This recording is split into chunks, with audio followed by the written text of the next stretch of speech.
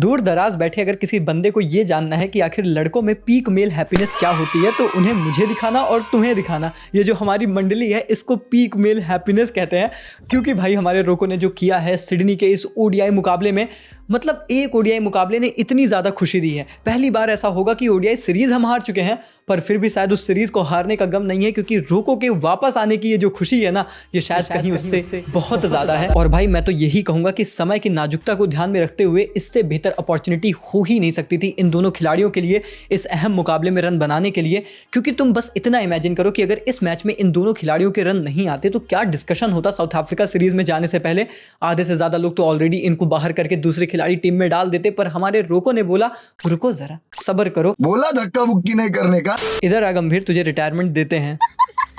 आप इन दो खिलाड़ियों को क्लोज टू रिटायरमेंट बोलते हो, नॉन कमिटल बोलते हो, पर याद रखना कि इस ऑस्ट्रेलिया की सीरीज में आपने वही मुकाबला जीता है जिसमें इन्हीं दो नॉन कमिटल खिलाड़ियों ने आपकी टीम के लिए परफॉर्म किया। एक बंदे ने आपके लिए बिग डैडी 100 लगाया तो वहीं पर दूसरे ने 74 की नाबाद पारी खेली, और शायद इस तरीके का चेस किया कि समझ में भी नहीं आया कि सामने वाले अपोजिशन खेल रहे हैं। बस हमें ऐसा लगा कि हम ऑसीज को पेल रहे हैं, और मुझे ऐसा लगता है कि ये एग्जैक्ट रीजन था कि क्यों हमें 27 विश्व कप के लिए रोको की जरूरत है। क्योंकि अगर ये बंदे आपके लिए चेस करने उतर गए ना तो फर्क नहीं पड़ता कि सामने 250 का स्कोर है या 350। अगर ये आपके लिए 20 से 25 ओवर खेल जाते हैं तो ये मुकाबले को सामने वाली टीम से इतना दूर लेकर चले जाते हैं ना, जितना दूर रोको और उनके सपने को अजीत आगरकर और जीजी साहब लेकर जाना चाहते थे। पर सिडनी में इस कमाल की पारी के साथ भले 18 एंड 45 जर्सी ने ऑस्ट्रेलिया की सरजमी से साइन ऑफ कर दिया हो, पर यह बात मैनेजमेंट तक पहुंचा दी कि हमें विश्व कप के लिए राइट ऑफ तो गलती से भी मत कर देना, because we are more than eager, more than ready and more than dedicated for that big world cup trophy. और उसके लिए आप जो बोलोगे वो करेंगे।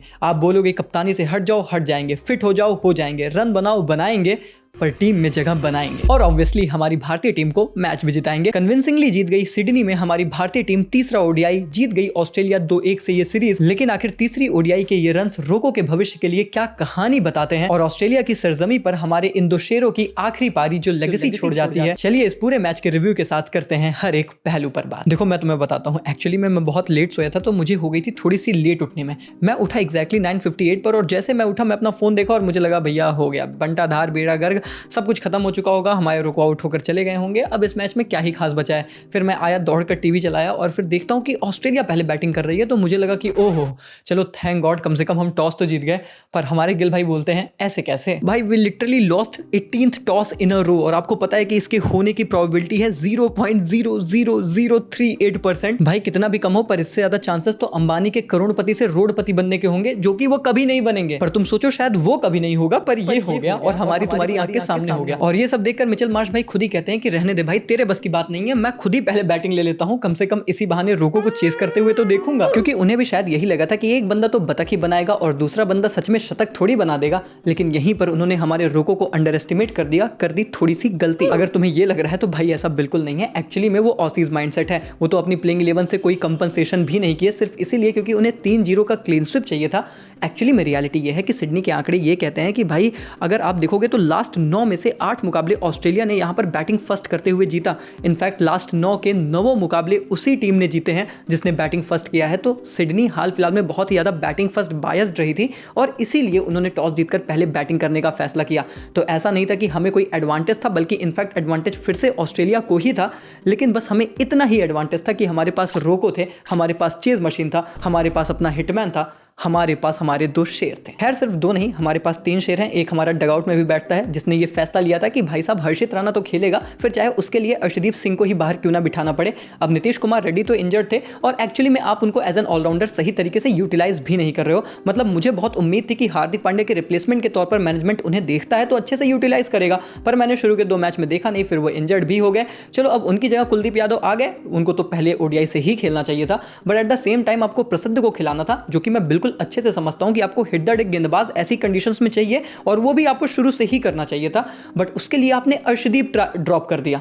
मतलब हर्षित राणा नहीं पर अर्शदीप आपने ड्रॉप कर दिया। खैर वैसे अब हम कुछ बोल भी नहीं सकते क्योंकि हमारे हर्षित भाई ने भी 4 विकेटें चटका ली हैं, तो वो भी कह रहे हैं क्यों हेटर्स, क्या बोलने वाले हो, एक 20 रुपए वाला डंडा देना, हेटर्स की गांड में डाल के आता हूँ।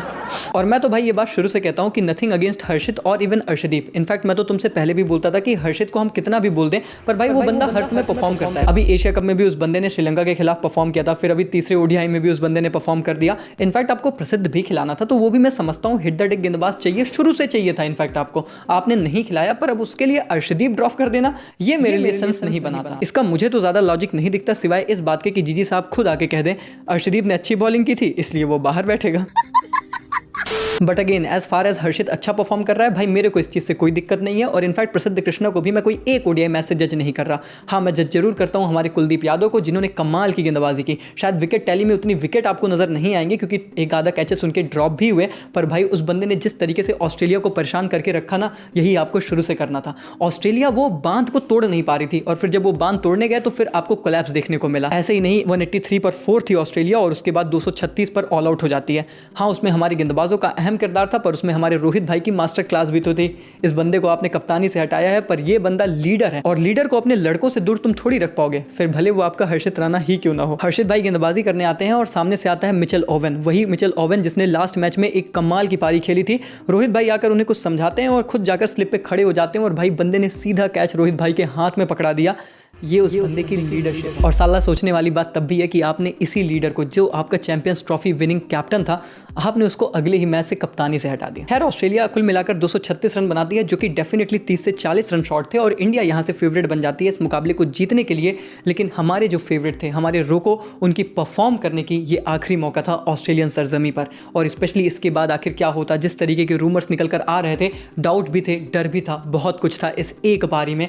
लेकिन फिर उतरते हैं हमारे रोहित, उनके साथ उतरते हैं कप्तान शुभमन गिल। अब हमें ये बात शुरू से बता दी गई है कि भैया यशस्वी जायसवाल तो खड़ा है और वो एक ओपनर को रिप्लेस करने वाला है। अब तक हमें लगता था कि वो रोहित भाई होने वाले हैं, पर जिस तरीके से गिल भाई ने इस पूरी सीरीज में परफॉर्म किया है ना, एक ओपनर की बात हुई थी, गिल भाई खुद सोचते होंगे कि कहीं साला वो ओपनर मैं ही ना हो जाऊं। पर भाई फिर मैदान पर उतरते हैं रोको, ऑस्ट्रेलियन सरजमी पर एक आखिरी बार। उम्मीद शायद इस बार थोड़ी सी कम थी क्योंकि एक डर सा बना हुआ था 2 डक देखकर, और शायद वो डर विराट कोहली को भी था। इसीलिए जब वो 1 रन बनाते हैं, वो जो सेलिब्रेशन था, वो जो रिलीफ उन्होंने दिखाया ना, मतलब सच बताओ 1 रन के लिए इंसान इस तरीके से क्रिकेट में तरस सकता है। और यही बात विराट कोहली ने बोली, मतलब कहा कि मैंने लगभग 27,000 से भी ज़्यादा रन अंतर्राष्ट्रीय क्रिकेट में बनाए हैं, पर क्रिकेट इतना अच्छा लेवलर है कि ये भी आप लोगों को फील करा देता है कि साला बल्लेबाजी करके 1 रन भी कैसे बनाना होता है। पर हमारे विराट कोहली, हमारे किंग कोहली चेज मशीन ऐसे ही नहीं कहे जाते। जब रन बना ही दिया था तो अब फिर 1 क्यों, अब तो थोड़ा अर्धशतक की तरफ नाबाद पारी ही खेली जाए, ये सोचा हमारे कोहली ने और उनका साथ दिया, या फिर मैं कहता हूँ थोड़ा सा आगे ही निकले हमारे हिटमैन। अब देखो सबसे इंपॉर्टेंट की फैक्टर जो इन दोनों की पार्टनरशिप में मुझे लगा वो था strike rotation. Specially Virat Kohli के लेकर लोग यही बात कर रहे थे कि भाई आप 0 पर आउट हो रहे हो, पहली गेंद पर सिंगल लेकर एक बार नॉन स्ट्राइकर एंड पर चले जाओ, उसके बाद हम अपने किंग को तो जानते ही हैं कि फिर वो क्या करता है। और इस मैच में एग्जैक्टली कोहली ने वही किया, आए सीधा टैप किया, रन किया और उसके बाद सब चीज़ें बहुत ज़्यादा कंफर्टेबल नजर आई। हाँ थोड़ा सा किस्मत का भी साथ मिला, पर किस्मत भी तो बहादुर का ही साथ देती है ना। और ये हमारे 2 बहादुर, हमारे 2 जाबाज सिर्फ क्रिकेट इसलिए थोड़ी खेलते हैं कि भारत मुकाबला जीते, बल्कि इसलिए भी तो खेलते हैं कि भारत के करोड़ों फैंस इनको देख करना यार खुश हो जाते हैं। लिटरली बता रहा हूँ, चेहरे पर एक अलग सी स्माइल है जब से इन दोनों की पारी देखी है। लग रहा है कि जीवन में सब कुछ सही तो है। I mean peak male happiness, इससे ज़्यादा और कुछ हो ही क्या सकती है जो हम आप महसूस कर रहे हैं। और मुझे ऐसा लगता है ना कि सिडनी में एक तरीके से ये पोएटिक जस्टिस भी था। याद रखिए कि ऑस्ट्रेलिया की सरजमी ने बहुत कुछ दिया है हमारे रोको को, बहुत ऐतिहासिक पारियां इन दोनों खिलाड़ियों ने खेली है। और जब अपना करियर ऑस्ट्रेलियन सरजमी पर एटलीस्ट वो ख़त्म कर रहे थे, जिस तरीके से उन्होंने लास्ट में थैंक यू बोला, उस चीज़ को शायद एक तरीके से ऑफिशियल भी कर दिया कि अब ऑस्ट्रेलिया में तो आपको रोको कभी देखने को नहीं मिलेंगे। इससे बेहतर मौका, इससे बेहतर मंच मिल ही नहीं सकता था इस कमाल की शतकीय पार्टनरशिप के लिए, जो कि आई है लगभग 5 साल 8 महीने के बाद। लास्ट 100+ पार्टनरशिप इन दोनों खिलाड़ियों ने मिलकर साल 2020 में की थी। हमारी आंखें तरस गई थी। 2025 में होता है, सिडनी के मैदान में होता है, उस ओडीआई मुकाबले में होता है जब सबकी निगाहें इसी पार थी कि या तो अब इस मैच में मामला आर है या पार है। कितने लोगों ने तो उनकी रिटायरमेंट तक की पोस्ट भी लिख दी थी। और उसके बाद इस तरीके की परफॉर्मेंस आपसे कहती है कि उस पोस्ट को डिलीट करिए, रीराइट करिए हिस्ट्री, क्योंकि हम करना चाहते हैं, रोको करना चाहते हैं। रोहित तो जो कर रहे हैं ना, मैं उसकी कितनी तारीफ करूं यार। रोहित ने ना इस तरीके का डेडिकेशन दिखाया है भाई, जिसको मैं लिटरली सल्यूट करता हूँ। 38 साल की एज में उस बंदे ने ना सिर्फ केवल अपने आप को फिट किया, ज़्यादा डेडिकेटेड किया, ज़्यादा बेहतर क्रिकेट के रेंज शॉट्स लेकर आया, बल्कि उस बंदे ने 38 साल की उम्र में सिर्फ कप्तान और कोच की डिमांड को ध्यान में रखते हुए अपनी क्रिकेट को बदला है एक बार फिर से। याद रखना कि जिस रोहित की मैं बात कर रहा हूँ, उस रोहित ने हाल फिलहाल में बहुत अटैकिंग अप्रोच बनाई थी, जो 30s और 40s रन तो बहुत अटैक करके बना देते थे, पर वो बड़े 100 नहीं आते थे। लेकिन अब क्योंकि नया मैनेजमेंट है, नई डिमांड है और आप कप्तान भी नहीं हो, तो शायद चीजें आपके अकॉर्डिंग नहीं है। अब जब डिमांड है बड़े रनों की, तो आपको डिलीवर करना था। और इस सिडनी की पारी में मुझे प्योर वो 2019-18 वाला एलिगेंट ओडीआई वाला पीक रोहित शर्मा देखने को मिला, जो बिग डैडी 100 में बिलीव करता है। उसका एक एग्जांपल देता हूं। आई थिंक 10th ओवर था या 9th ओवर था, जब एक लेफ्ट आर्म ऑर्थोडॉक्स स्पिनर आता है ऑस्ट्रेलिया की तरफ से, कॉनली आते हैं if I am not wrong, और उनको वो चाहते तो हिट कर सकते थे। बहुत लोग एंटिसिपेट कर रहे थे कि रोहित शर्मा के अगेंस्ट लेफ्ट आर्म ऑर्थोडॉक्स आया है, या तो मामला इस पार है या उस पार है, पर रोहित ने बहुत आराम से खेला, क्योंकि उनकी जो आंखें थी वो उस बड़े प्राइस पर थी, उस शतक पर थी, जो सुनिश्चित करता कि 27 विश्व कप का सपना उनके साथ जीवित रहता। और इसीलिए मैं तुमसे कह रहा हूं कि उम्र के इस पड़ाव पर आकर अपनी क्रिकेट को एक बार फिर से बदल देना, ये कोई बंदा तभी कर सकता है भाई, जब वो डेडिकेटेड हो, जब उसके जहन में सिर्फ एक ही सपना हो और ये जुनून हो कि उस सपने के लिए मैं कुछ भी कर सकता हूं। यही काम रोहित ने करके दिखाया है, यही काम विराट कोहली ने इस मैच में करके दिखाया है, और इसीलिए मैं कहता हूं कि ये पोएटिक जस्टिस है। हो सकता है कि जर्सी नंबर 18 और 45 ऑस्ट्रेलिया को अलविदा कह दिए हों, पर ऑस्ट्रेलिया में जितनी यादें बनाई हैं, जितने रिकॉर्ड्स बनाए, वो सब ऑस्ट्रेलिया याद रखेगा। फिर चाहे आज सिडनी ही क्यों ना हो, सिडनी भी तो याद रखेगा सिडनी की कैसे रोहित ने ओडीआई में मोस्ट रनरेट एज विजिटर का जो रिकॉर्ड है वो इसी सिडनी के आखिरी मैच में बनाया। कोहली ने second highest run getter ODI cricket history में यही सिडनी के आखिरी ओडीआई मैच में पाया। याद रखा जाएगा कि 5 साल बाद ऑस्ट्रेलिया में ही आकर रोको आते हैं और एक शतकीय ओडीआई पार्टनरशिप करते हैं, जिसको देखने के लिए रोको के फैंस की आंखें तरस गई थी। सिडनी सब याद रखेगा। सिडनी याद रखेगा कि कैसे जब ये दोनों खिलाड़ी खेलने आए थे, और स्पेशली रोहित शर्मा, तो उनके रिटायरमेंट की बातें हो रही थी। यशस्वी जायसवाल बैकअप में आए थे और उनसे गौतम गंभीर काफ़ी बातचीत कर रहे थे। इनफैक्ट उनको चैंपियंस ट्रॉफी विजेता बनाने के बाद भी भारतीय टीम के कप्तानी से हटा दिया गया। उन्होंने प्रैक्टिस की, अपना वेट कम किया, मोस्ट रन्स बनाए इस ओडीआई सीरीज़ में, प्लेयर ऑफ द मैच जीते थर्ड ओडीआई में, प्लेयर ऑफ द सीरीज़ जीते इस सीरीज़ में, और एकमात्र प्लेयर थे जिन्होंने इस सीरीज़ में शतक जड़ा।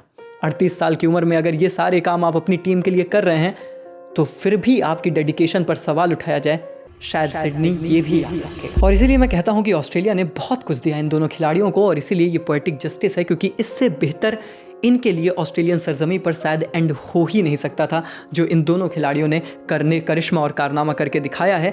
तो जैसे इन्होंने ऑब्वियसली थैंक यू ऑस्ट्रेलिया को बोला, वैसे हम भी थैंक यू बोल सकते हैं इनको, कि थैंक यू वो 27 विश्व कप के ड्रीम को एक बार फिर से जिंदा रखने के लिए, थैंक यू हमें ये बिलीव कराने के लिए कि भाई हमारे रोको कहीं नहीं गए हैं, वो कहीं न गए थे न कहीं गए हैं, वो यहीं हैं और 27 विश्व कप की तरफ देख रहे हैं। अब इसके बाद नेक्स्ट साउथ अफ्रीका सीरीज है, और होपफुली जिस तरीके की इनकी परफॉर्मेंस आ चुकी है, शायद अब कोई इन पर सवाल या question at least south Africa series तक तो नहीं उठाने वाला।